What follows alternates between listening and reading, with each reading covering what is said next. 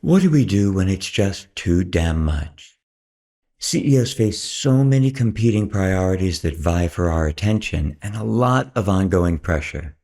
So it's easy for us to get convinced that we don't have time to just stop for a bit, become more present, more aware, to do the types of things that can help us to have more balance and be more grounded and clear-headed.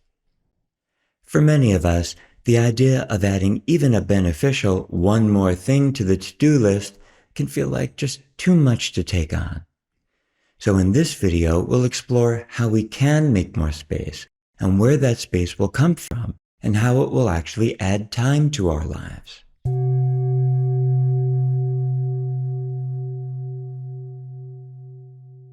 Becoming more aware and present in our lives and roles as leaders takes dedication, and many CEOs really work it, evolving our capacities to lead more consciously. Now, every one of us will have those days or weeks or months where there's so much going on in our companies that we just get spread too thin, or overwhelmed at times because it's too much. Raising our awareness is key in such situations because it'll offer a path for us to be balanced, calm, and grounded. But our intention has to be more aware and present, and it often gets pushed to the back burner while we attempt to move things forward or put out fires. Cultivating awareness is a priority, because if we don't even know we're on the hamster wheel, meaning we're caught up in what's going on, we're more likely to be reactive and lack clarity, and this impairs communication and decision-making. With awareness, we'll notice and pay attention to subtle cues. Awareness opens up our capacity to notice what we're sensing. It allows us to perceive in a much deeper and clearer way, like the cues our customers are sending, the changing moods of our teams, and impactful hidden or underlying meaning in conversations we're having. Oftentimes, this is critical information, essential to our decision-making and action-taking. And as we're more present, we often have greater insight into how we can better handle what's taking place. We all have really busy days, so how can we insert more conscious awareness into our day without a lot of additional effort or time-consuming practice? Well, becoming more aware is straightforward. It's the act of being present to what's really going on. We function a lot better when we're aware of what's going on around us and within us, tuned in to not only our own emotions and motives, but those of others. While awareness is a fairly simple concept, it's not always the easiest thing to remember to do when our days are demanding. So it takes discipline and practice. Really, what's needed is to solidify our intent that this is critical for us to function at our highest level. Now, once that's set, it's just a choice. Really, I'm talking about micro-choices, moment-to-moment choosing to be aware and present, and choosing over and over and over again. Now, over time, this becomes second nature because the repeated choosing to be aware and present, moment to moment, gets wired into the brain. And being able to rewire the brain is one of the brain's greatest gifts.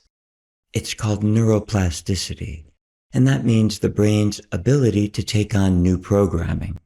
Part of what makes this easy to do is that being aware is very much a real-time practice, so it can be accomplished anywhere while we're doing anything. The key to practicing awareness within a demanding schedule is to take a moment to stop, to breathe slowly and deeply, and tune in. And by tuning in, I mean just taking a moment to check in with what we're experiencing, even if only for 30 seconds. Yes, you do have 30 seconds. Only your crazed mind thinks you don't. Now, tuning in can include noticing what we're feeling physically. Are we tired? Is our body tight? What about what our senses are telling us? What do we hear, smell, see? And what are we feeling emotionally? We can take a moment to just observe our thinking, or sensing any pressure we may be feeling. A great benefit of just stopping for a moment like this is that we have greater bandwidth to be able to listen to what our intuition might be telling us.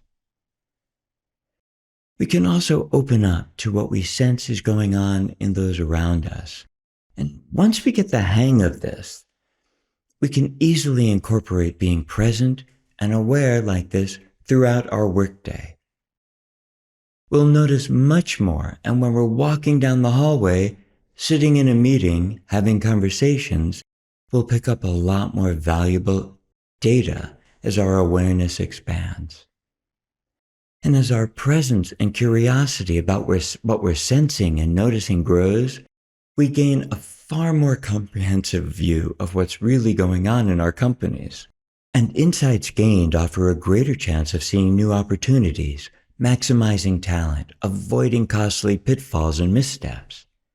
We become so much more able to make better informed, wiser decisions.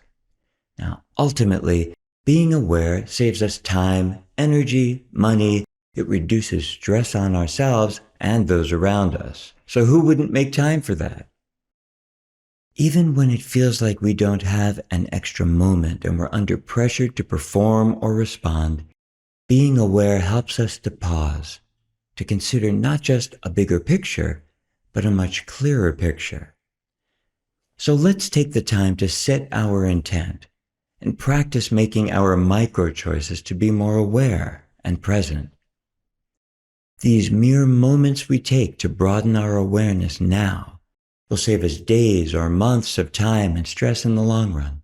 There's a lot more content on the evolvingceo.com website, as well as info on how we can connect. I'll leave the link down below so you can check it out, especially since you'll soon have more time. Until next time, lead wisely.